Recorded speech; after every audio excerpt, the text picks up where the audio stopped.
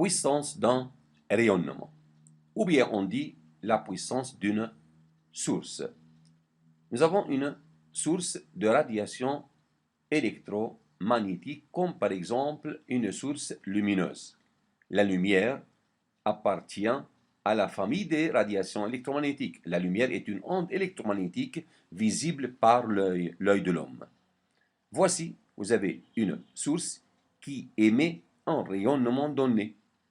Donc, ce rayonnement apporte de l'énergie lumineuse au métal, n'est-ce pas? Voilà. D'après l'aspect corpusculaire de la lumière, cette énergie apportée au métal dépend de la puissance de la source, c'est-à-dire dépend du nombre de photons émis à chaque seconde. Voilà, on peut accroître la valeur de cette puissance. Observez ce qui se passe.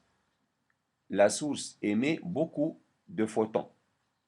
Pour cette valeur d'intensité lumineuse, la source admet une puissance bien déterminée. Comment déterminer la puissance de cette source connaissant le nombre de photons émis par seconde? Cette formule, voilà ici, cette formule, P égale le nombre de photons émis à chaque seconde multiplié par l'énergie de chaque photon. C'est un photon. Quelle est l'énergie de chaque photon? C'est h nu.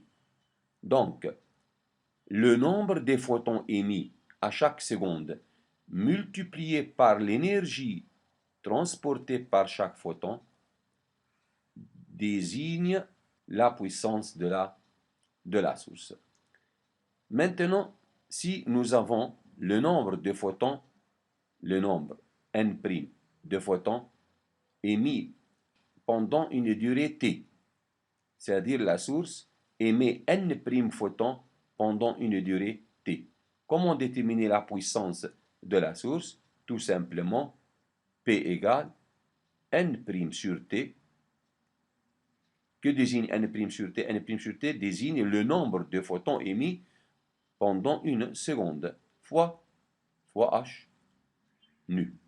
Donc cette formule n'est autre que la formule précédente. Mais ici, n' sur t représente le nombre de photons par seconde.